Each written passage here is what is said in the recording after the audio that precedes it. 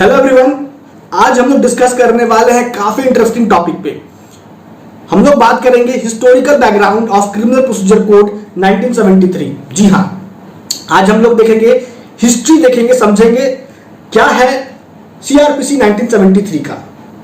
हम लोग सीआरपीसी के ऑलमोस्ट सभी सेक्शंस पे डिस्कस कर चुके हैं। अगर आपको कोई भी लॉ पेपर पे वीडियोस देखना है, लेक्चर सुनना है सिंपल लैंग्वेज सरल भाषा में, तो आप अपने चैनल में जाओ, लॉइज लाइफ, और जो प्लेलिस्ट है उसको खोलो, वहां देखो, आपको सीआरपीसी का वीडियो लेक्चर मिलेगा, CPC, evidence act, constitution, IPC, हर लॉ पेपर पे, ऑलमोस्ट हर लॉ पेपर पे आपको लेक्चर्स अवेलेबल है। आपको टेंशन लेने की कोई बात नहीं है। आज हम लोग जिस टॉपिक पे डिस्कस करने वाले काफी इंटरेस्टिंग है और बहुत ही नॉलेजेबल है। तो आज के एपिसोड को, वीडियोस को शुरू करें उसके पहले, अगर आप अभी तक अपने चैनल पे नए हो तो इंतजार मत करो, जल्दी से जाओ, नीचे आपको दिखेगा रेड कलर का सब्सक्राइब बटन, आप उस पर क्लिक करो, चैनल को सब्सक्राइब जरूर करो, बेल आइकन दबाओ ताकि डेली लेक्चर आपको मिल पाए।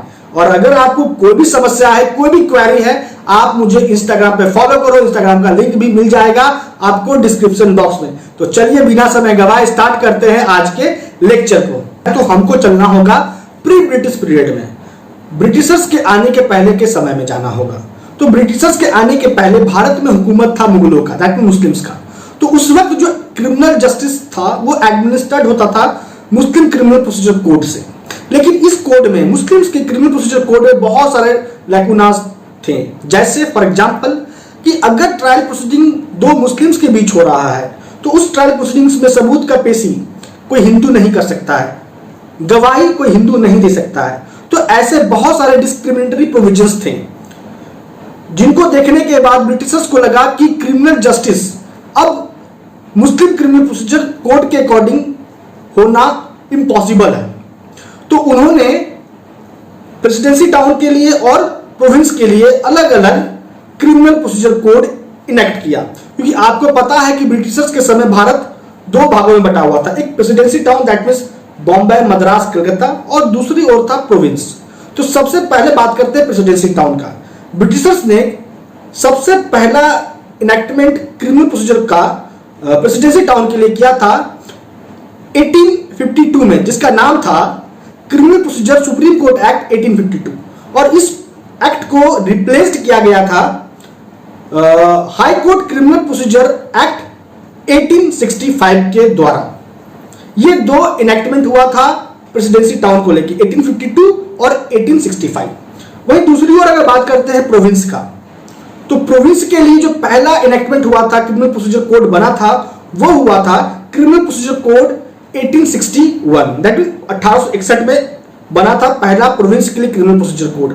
और इस कोड को रिप्लेस्ड किया गया था जिस कोड से, उसका नाम था क्रिमिनल प्रोसीजर कोड 1872, 1872 के द्वारा रिप्लेस्ड हुआ था 1861 का कोड प्रोविंस के लिए।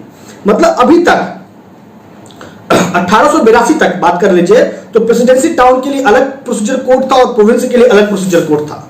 लेकिन 1882 में क्रिमिनल प्रोसीजर कोड इनेक्ट हुआ, और ये जो 1882 का क्रिमिनल प्रोसीजर कोड था ये प्रोविंस और प्रेसिडेंसी टाउन दोनों पे अप्लाई होता था यूनिफॉर्मली। फिर फर्दर बाद में टाइम बीता और ये जो क्रिमिनल प्रोसीजर कोड था 1882 का, इसको रिप्लेस किया गया क्रिमिनल प्रोसीजर कोड 1898 के द्वारा, और ये बहुत लंबे समय तक रहा था क्रिमिनल प्रोसीजर कोड 1898, जब तक कि ये क्रिमिनल प्रोसीजर कोड 1973 के द्वारा रिप्लेस्ड नहीं किया गया।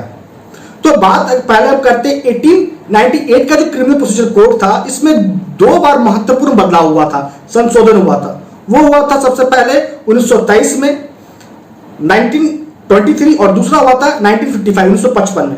और 1955 में ही एक लॉ कमीशन का गठन हुआ था जिसने अपने 41वें रिपोर्ट में कहा कि बहुत सारे बदलाव जरूरी है क्रिमिनल प्रोसीजर कोड 1898 में।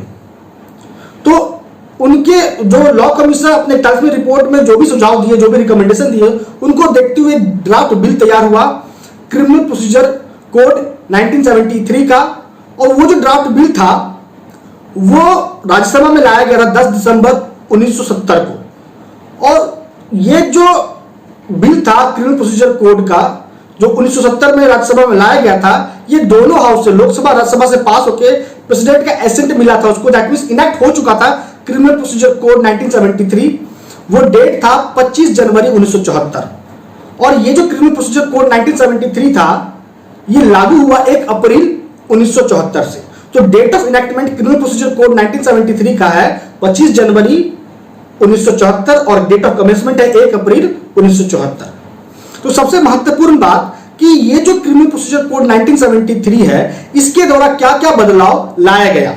तो सबसे पहला चेंजेस जो लाया गया वो ये था कि सेशन कोर्ट को भी रिविजनल जुरिस्डिक्शन दे दिया गया। पहले हाई कोर्ट को नहीं था, अब सेशन कोर्ट को भी रिविजनल जुरिस्डिक्शन मिल गया। दूसरा कि अगर officer in-charge of the police station FIR को लॉन्च करने से रिफ्यूज करे तो आपके पास रेमेडियल मेजर है कि आप एसपी के पास एफआईआर लॉन्च कर सकते हो। तीसरा चेंजेस लाया गया वो ये था कि स्टेट गवर्नमेंट अगर एक्यूटल ऑर्डर के अगेंस्ट अपील करना चाहता है हाई कोर्ट में तो उसको पहले हाई कोर्ट का परमिशन लेना होगा।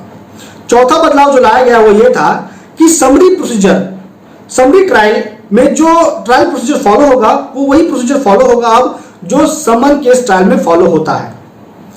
नेक्स्ट चेंजेस जो लाया गया था क्रिमिनल प्रोसीजर कोड 1973 के द्वारा वो ये था कि विक्टिम कॉम्पनसेशन स्कीम को इंट्रोड्यूस किया गया था और भी बदलाव लाया गया था, जैसे in case of death of the party के बिहाफ पे जो उसका लीगल रिप्रेजेंटेटिव है वो कंप्रोमाइज कर सकता था कोर्ट के परमिशन से।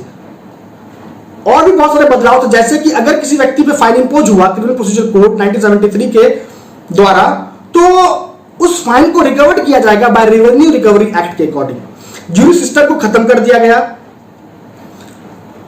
तो ऐसे बहुत सारे चेंजेस लाए गए क्रिमिनल प्रोसीजर कोड 1973 के द्वारा और इस तरीके से आपका आज का जो प्रेजेंट कोड है 1973 criminal procedure code that means CrPC 1973 existence में आया। तो ये थे हिस्टोरिकल बैकग्राउंड सीआरपीसी 1973 का। मैं लेक्चर को यहां तक ही कंक्लूड करूंगा क्योंकि ये जो लेक्चर था हिस्टोरिकल बैकग्राउंड पे था। आपको अगर लेक्चर अच्छा लगा, बात समझ में आई तो आपको करना क्या है, आपको लाइक करना है क्योंकि आपके लाइक से, शेयर से, कमेंट से बहुत मोटिवेशन मिलता है। मैं अंततः आपको इतना ही बोलूंगा कि अगर आपको कोई पर्सनल क्वेरी है, किसी भी बात में फंस रहे हो तो आप बेझिझक मुझे इंस्टाग्राम पे फॉलो करो। आपको इंस्टाग्राम का लिंक मिल जाएगा डिस्क्रिप्शन बॉक्स में। तो दोस्तों आज के लिए इतना ही। आपका अब तक हमारे साथ बने रहने के लिए बहुत बहुत धन्यवाद।